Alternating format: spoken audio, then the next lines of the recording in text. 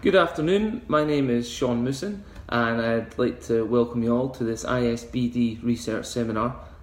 I'm very honoured to have been volunteered by Dr. David Campbell to speak at this, so hopefully what I've put together is slightly informative and you might possibly even take something from it as well.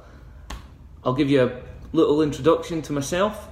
Originally I graduated from ISBD University in Dundee, nice small university, in 2011. This was civil engineering that I studied there. I then moved on to Heriot-Watt and completed my Masters in Civil Engineering. This was in 2012. This year I have submitted my PhD for approval, and that was done at Heriot-Watt, obviously, under the guidance of Dr. David Campbell and with the help of Craig Saunders, who will be speaking today, or probably already has spoken. Also, I worked as a bridge design engineer for Arup. They're a design company, global, and they were based in Edinburgh. So I did that for approximately a year before moving into lecturing at ISBD University and Heriot-Watt.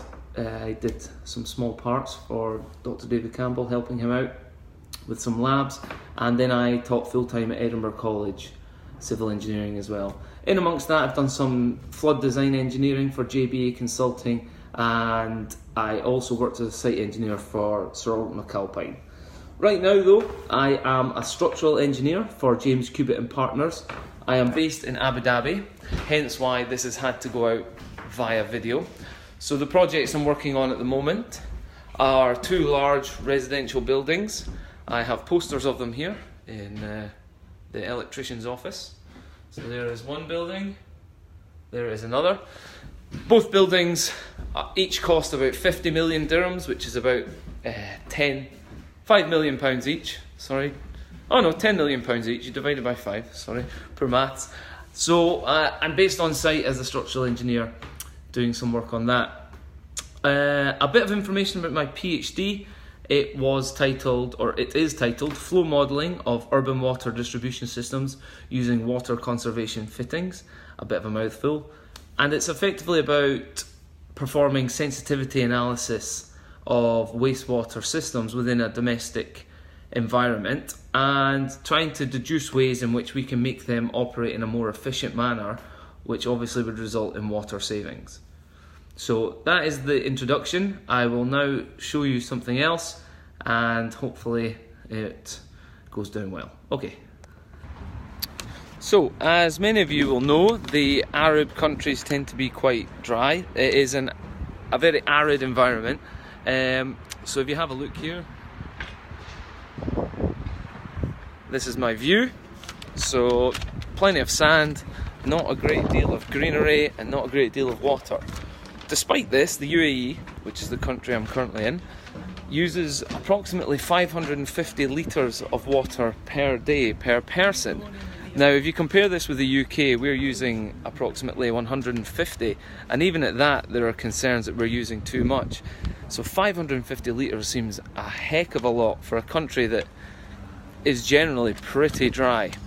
Now, what I would say is this is obviously come down to development. Abu Dhabi and Dubai are massive, massive cities and emirates within their own rights, with lots of tourism, lots of things going on. In 2000, Abu Dhabi actually used 1 million litres of water per year. Now we're up to 4 million litres per year. So it just shows you the growth that's going on, and it doesn't look likely to stop. There is so much construction. What I would like to show you just now is that there is, however, some water. So 98% of the water used here is from desalination, which is obviously the removal of salt, and this is an expensive process. So what I want to show you, this is the construction site behind me. At the moment they're laying the steel work. They're about to do a ground floor slab pour. So lots of concrete, not a particular heed for the environment out here, I must add. But what we have down here is a large blue pipe. Now this blue pipe, as you may be able to tell from the formation of the white stuff around it, which is salt, is groundwater. And you can see that this This part of the pump here actually has a hole in it, and they've solved that by sticking a nail into it. So interesting techniques used out here. But what this shows is that there is presence of groundwater out here, and if we follow the pipe the whole way, excuse my poor camera skills, you will see just at the edge of the perimeter of the site this large blue tank over here, which is for the dewatering process. So this is constantly ongoing. So despite the country having very little water, using most of their water coming from desalination, there is evidence of groundwater. So I know this isn't exactly directly related to my PhD and the UK, but it's just to give you a perspective that we're trying to make savings back home, but you've no idea what's going on out in other countries where they're using a lot more and not employing very good water efficiency techniques. So that wraps up the introduction and part 1. I will now move on to part 2. Cheers!